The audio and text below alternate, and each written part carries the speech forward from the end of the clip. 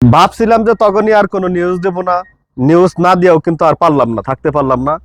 এই যে আবারও একটা ঘটনা ঘটে গেল, যে 117 জনের যে প্রাণহানি হইল ভূমধ্যসাগরে ইউরোপে যাওয়ার জন্য, এটার জন্য দায়ভার কে?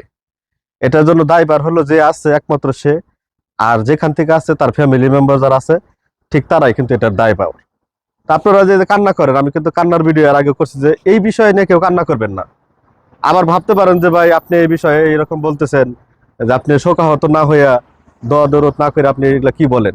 ভাই এই জিনিসটা হইলো অবৈধ একটা লাইনে গিয়ে পান হারাইছে, এটা হলো নিজের ভুল, আপনাদের ভুল পথে, অবৈধ পথে। এই বিষয়ে আমি কোনো শোকাহত হব না। এই যে এই ভিডিওটা দেখে সবাই সাবধান থাকবেন, যে লিবিয়ার যে নিউজগুলা সারা বিশ্বে ইন্টারন্যাশনাল ভাবে দেখে থাকে। আবার সবাই একটু ভাবে বলে যে এই বিষয়ে তো আসলে আমরা কিছু জানি না। সবাই জানে, এমন কোনো লোক নাই যে এই বিষয়ে না জানে। এই যে আজকে কিন্তু যে নিউজটা আসলো, যে 117 জনের যে উদ্ধার কর্মের যে কাজগুলা, এই ভিডিওর ফুটেজে ভালো করে দেখবেন। আর ভিডিওটা এমন পরিমাণ শেয়ার করবেন যাতে এই ভিডিও দেখে আর কেউ দ্বিতীয়বার এই লিবিয়াতে কেউ প্রবেশ না করে,